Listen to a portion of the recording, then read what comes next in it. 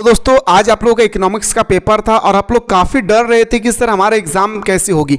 Finally मेरे भाई question देखकर मुझे उम्मीद नहीं था कि आप लोगों का एग्जाम इतना आसान क्वेश्चन पूछा जाएगा। 30 में से मेरे दोस्तों 2-4 ही क्वेश्चन ऐसा था जो बिल्कुल मेरे भाई आप लोगों के समझने के लायक नहीं था, बाकी क्वेश्चन एकदम हलवा था। तो देखते हैं मेरे भाई आपने कितना सही करके आए, एक बार मिला करके कॉमेंट सेक्शन में जरूर बताएं कि आपने 30 में से कितना क्वेश्चन सही किए हैं। सो दोस्तों फाइनली जो हमारा क्वेश्चन पेपर था ये सिर्फ आर्ट्स का था और देखता हूँ मेरे भाई पहला क्वेश्चन आपसे पूछा गया था। पहला क्वेश्चन बहुत ही आसान क्वेश्चन था मेरे भाई। अर्थव्यवस्था किस प्रकार की, भारतीय अर्थव्यवस्था किस प्रकार की अर्थव्यवस्था है? तो भारत पूछे, पाकिस्तान पूछे, वो हमारा हो जाएगा क्या, मिश्रित अर्थव्यवस्था। और हाँ, बाकी जो भी सब्जेक्ट आप लोगों का अभी बचा हुआ है उन सारे सब्जेक्ट का मैराथन क्लास चाहते हैं फ्री में, तो अभी डिस्क्रिप्शन बॉक्स में दिया गया हमारा एप्लीकेशन को प्ले स्टोर से डाउनलोड कर ले और हमारे साथ हमारा मैराथन क्लास में जरूर जुड़े मेरे भाई। मैराथन क्लास में मैंने कल 2 घंटा में जो चीज़ बताया तो वही आप लोगों को पेपर में छप चुकी है। आइए सर, निम्नलिखित में से संसाधन का एक उदाहरण कौन सा है? संसाधन का मतलब होता है जो हमें प्रॉफिट देता है भाई। औजार भी होगा, मशीन भी होगा, कौशल भी होगी। ऑप्शन नंबर हमारा बिल्कुल सही, तो जैसे डी। अगला क्वेश्चन पे आते हैं सर, क्वेश्चन नंबर नेक्स्ट पे आते हैं सर।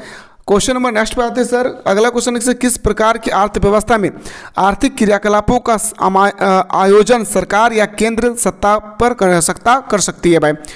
तो ये एक्चुअली ना मेरे भाई, ये एक्चुअली आउट ऑफ सिलेबस नहीं मैं बोल सकता हूँ, लेकिन बहुत डीपली क्वेश्चन था। ये हमारा राइट आंसर हो जाएगा क्या, option number C.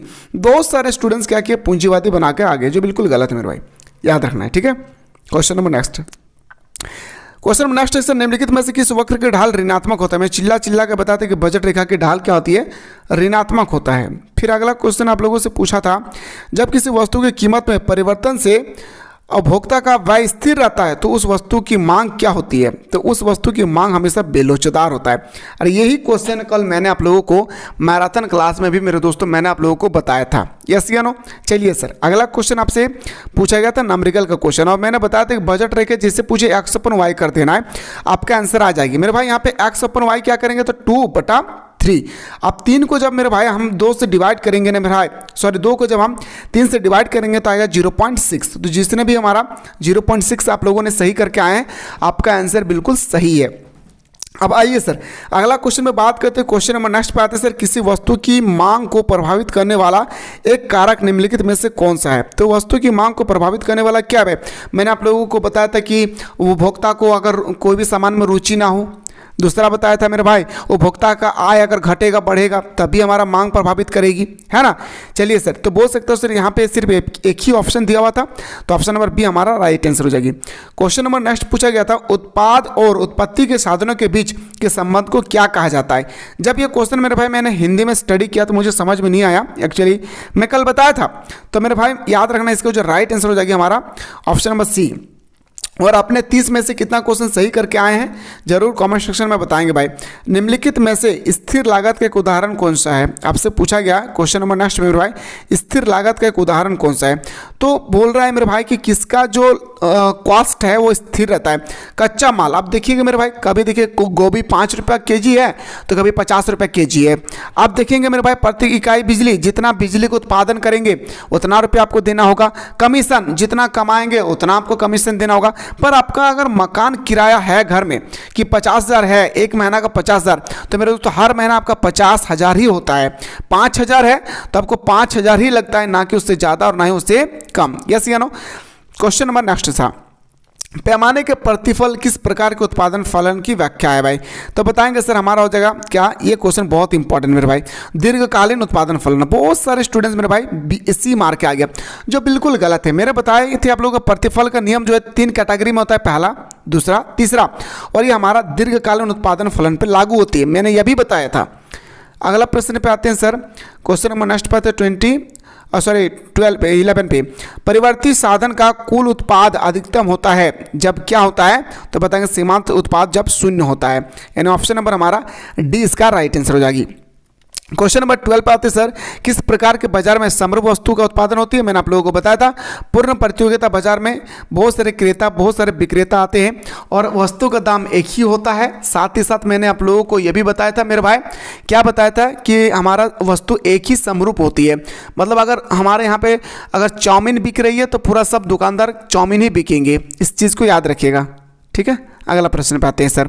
Question number next है सर, एक पूर्ण प्रतियोगी फॉर्म के लिए कौन सी वक्र पूर्ति है भाई? ये क्वेश्चन का आंसर हमें नहीं मिला है। अगर आपको मिल गया 30 नंबर का तो आप जरूर हमें बताइएगा। मुझे अगर मिल जाएगा तो मैं आपको कमेंट कर दूंगा आपका कमेंट सेक्शन में, ठीक है। क्वेश्चन नंबर 14, किसी वस्तु की मांग बढ़ने से वस्तु की कीमत में क्या होती है? किसी भी वस्तु की अगर मांग बढ़ जाती है तो उसकी कीमत वृद्धि हो जाती है। अगला प्रश्न पे आते हैं सर। क्वेश्चन नेक्स्ट, संतुलन कीमत स्थिर रहती है भाई। संतुलन जो हमारी कीमत है वो स्थिर होती है, मांग और पूर्ति जब बराबर होती है। क्या होता है मेरे भाई? जितना डिमांड किया है उतना जब सप्लाई होगी तो मेरे भाई हमारा बैलेंस क्या होगा? संतुलन बैलेंस होगी, याद रखना है। कीमत क्या होगी? बैलेंस हो जाएगी। समष्टि अर्थशास्त्र में समष्टि शब्द क्या है? मैंने बताया था सर, व्यष्टि का मतलब सिर्फ एक होता है और व्यष्टि मतलब छोटा होता है, और हमारा समष्टि का मतलब समस्त होता है, मतलब बड़ा होता है ना। ऑप्शन नंबर हमारा ए इसका क्षेत्र हो जाएगी। अगला है सर क्वेश्चन नंबर 17, मुद्रास्फीति की स्थिति में होती है। मुद्रास्फीति की स्थिति में मुद्रा का मूल्य बढ़ जाता है। क्या होता है मेरे भाई? मुद्रा के मूल्य क्या हो जाती है? बढ़ जाती है। क्वेश्चन नंबर नेक्स्ट पे आते हैं सर। अगला क्वेश्चन पे है, the general theory of employment नामक इंटरेस्ट मनी नामक पुस्तक J.N. किन्स ने लिखा था, लेकिन कब प्रकाशित किया था? 1936 में। चिल्ला चिल्ला के कल मैंने मैराथन क्लास में बताया था, मैं फिर से कह रहा हूँ, जो भी आपका अभी तक सब्जेक्ट बचा हुआ है, हिस्ट्री है, पॉलिटिकल है, जियोग्राफी है, होम साइंस, जो भी है, अगर आप इन सारा सब्जेक्ट का फ्री में मैराथन क्लास करना चाहते हैं तो डिस्क्रिप्शन बॉक्स में हमारे एप्लीकेशन का लिंक दिया हुआ है, जल्दी से जाकर प्ले स्टोर से आप लोग डाउनलोड कर ले भाई, ठीक है। क्वेश्चन नंबर नेक्स्ट बात है सर। क्वेश्चन नंबर 19 से पूछा गया, मजदूरी क्या है? अब देखिए मेरे भाई, ये ऑप्शन और ये ऑप्शन नहीं होगा, बाकी दो ऑप्शन होगी। अब दोनों ऑप्शन मेरे भाई आपको पढ़ने में तो सेम लगेगी, लेकिन इसका मीनिंग अलग होता है। एक श्रम की कीमत, एक लेबर का क्या कीमत है, जैसे हम लोग बोलते हैं एक दिन में 300 रुपया देते हैं, ठीक है। और इसका मतलब होता है कि प्रति इकाई श्रम की कीमत, आप जितना घंटा काम करेंगे उतना पैसा मिलेगी। ये होता है सर हमारा ऑप्शन नंबर बी। ना कि आप खेने ठोकते रहेंगे तो आपको पैसा मिलेगा, वैसा कुछ नहीं है भाई। अंतिम वस्तु होती है भाई। अंतिम वस्तु का मतलब होता है मेरे भाई टिकाऊ वस्तु, जिसे हम लोग अंतिम उपयोग करते हैं। मैंने बताया था सर, प्रथम वस्तु हम लोग गेहूं को बोलते हैं, दूसरा हमारा आटा आ जाएगा, तीसरा हमारा अंतिम वस्तु होती है जिससे हम लोग रोटी, ब्रेड, कुछ भी बना लेते हैं भाई। तो बताएंगे सर ये हम टिकाऊ वस्तु भी बोल सकते हैं, गैर टिकाऊ वस्तु भी बोल सकते हैं, पूंजीगत वस्तु भी बोल सकते हैं। इन ऑप्शन नंबर हमारा डी इसका राइट आंसर हो जाएगा। अगला प्रश्न पे आते हैं सर, निम्नलिखित में से तृतीय क्षेत्र की गतिविधि कौन सी है? आप ये क्वेश्चन मेरे भाई बहुत ही समझने वाला क्वेश्चन दिया था, और मैंने बताया था कि प्राथमिक क्रियाकलाप, द्वितीय क्रियाकलाप, तृतीय क्रियाकलाप से क्वेश्चन आएगा ही आएगा, फाइनली पूछ लिया भाई, ठीक है। तो निम्नलिखित में से जो तृतीय क्रियाकलाप है ना मेरे भाई, क्वेश्चन नंबर 21 का, तो बताएंगे सर आटा। देखिए गेहूं क्या है भाई? प्राथमिक क्रियाकलाप। गेहूं से आटा तैयार करना, यह भी हमारा प्राथमिक क्रियाकलाप है। आटे को बाजार में बेचना किससे बेचने जाएंगे भाई? किसी चीज़ का हम लोग इस्तेमाल करेंगे, बाजार का इस्तेमाल करेंगे या वाहन का इस्तेमाल करेंगे, तब ना हम आटे को जाकर बाजार में बेचेंगे। तो हमारा तीसरा क्रियाकलाप में क्या होती है? सेवा प्रदान करना। इन ऑप्शन नंबर हमारा सी इसका राइट आंसर हो जाएगी। अगला क्वेश्चन नंबर सर, माल सूची में क्या सम्मिलित नहीं किया जाता है? माल सूची में हम लोग कच्चे माल को शामिल नहीं करते हैं। अगला प्रश्न पे आते हैं सर, क्वेश्चन नंबर आपका 23 है कि जीएनपी और जीडीपी का अंतर क्या होता है? जीएनपी और जीडीपी का अंतर होता है विदेशों से प्राप्त शुद्ध साधन का आय, यानी ऑप्शन नंबर हमारा बिल्कुल सही हो जाएगी सर सी। अगला प्रश्न है सर, निम्नलिखित में से मुद्रा की विशेषता कौन सी है? मुद्रा का विशेषता होता है मुद्रा का नाशवान वस्तु, ठीक है, यानी ऑप्शन नंबर डी इसका बिल्कुल राइट आंसर हो जाएगा। चलिए क्वेश्चन नंबर 25 में मूव करते हैं सर, किस बैंक को भारत का केंद्रीय बैंक का दर्जा दिया गया? मैंने बताया था आईआरबी को, आरबीआई को रिजर्व बैंक ऑफ इंडिया, इसकी स्थापना 1935 में हुआ था, बताएंगे रिजर्व बैंक ऑफ इंडिया।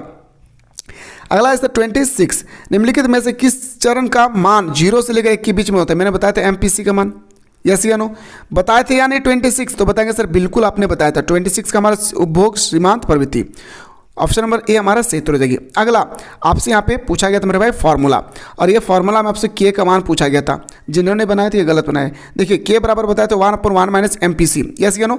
तो मेरे भाई देखिए यहाँ पे हमारा 1/1 माइनस एमपीसी का वैल्यू दिया 0.6। 1 रुपये में से जब 0.4 घटाएंगे ना, 0.6 घटाएंगे तो आएगा मेरे भाई कितना? 0.4। पॉइंट घटाएंगे तो 0 आएगा।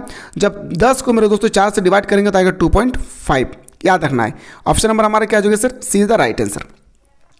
क्वेश्चन नंबर 28 पे मूव करते हैं सर, वित्तीय वर्ष मैंने चिल्ला के बताया था 1 अप्रैल से 31 मार्च तक, है ना।